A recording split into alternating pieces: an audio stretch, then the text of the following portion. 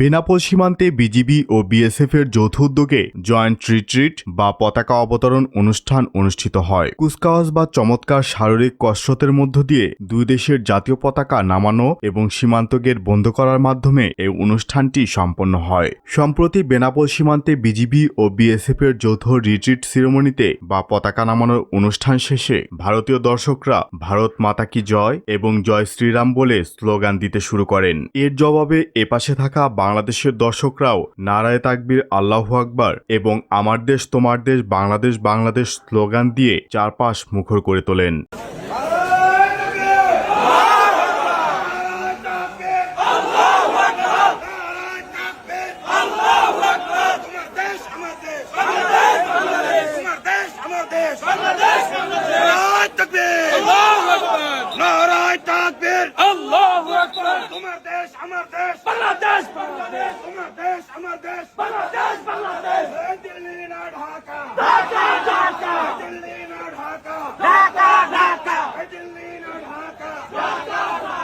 সেখানে উপস্থিত একজন দর্শক বলছিলেন, বাংলাদেশ ও ভারতের সীমান্তরক্ষী বাহিনীর অংশগ্রহণে অনুষ্ঠিত এই অনুষ্ঠানটি বরাবরের মতোই ছিল শৃঙ্খলাপূর্ণ ও দর্শনীয়। আমরা বাংলাদেশের গ্যালারিতে বসে অনুষ্ঠান উপভোগ করছিলাম। অনুষ্ঠান শেষে বের হওয়ার সময় ভারতের দিক থেকে কিছু লোক উচ্চস্বরে জয় শ্রীরাম ধ্বনি দেয়। তখন আতাউর রহমান বিক্রমপুরী নামের বাংলাদেশি ভাই দৃঢ়কণ্ঠে নারায়ে তাকবীর আল্লাহু আকবার ধ্বনি উচ্চারণ করেন। মুহূর্তের মধ্যে উপস্থিত অসংখ্য বাংলাদেশি মুসলমান সেই তাকবীরের জবাব দেন। তাকবীরের ধ্বনিতে চারপাশ মুখরিত হয়ে ওঠে।